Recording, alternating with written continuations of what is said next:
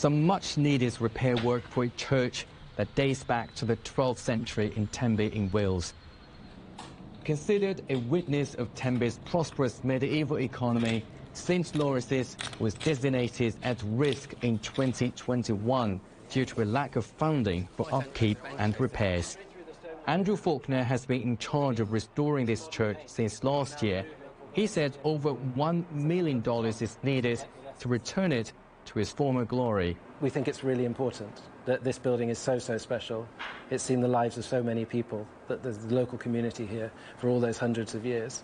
And it has some really amazing features within it, which are rare across the country, particularly the wall paintings. During the repair work, a wall painting hidden under thick layers of plaster was discovered. It's revealed medieval layers, including these paint fragments. So here we have an eye and a face, including the nose, and possibly some praying hands here as well. The conservation of the wall painting may cost even more. Many other churches may not be as lucky. According to National Churches Trust, over the past decade, about 3,500 churches across the UK have been closed down. About $1.2 billion of funding has been provided by Britain's National Lottery Heritage Fund over the past 3 decades to save places of worship of all faiths. But there is still a funding gap of at least $94 million a year in England alone. Not all the churches would get the funding. Some of them have been sold or repurposed. Believe it or not, this building, which used to be known as St. David's, was sold for £1 back in 2014. From a house of prayer to an indoor climbing and bouldering centre, this former church in Carmarthen is one of the many that have been refurbished and now used for other purposes.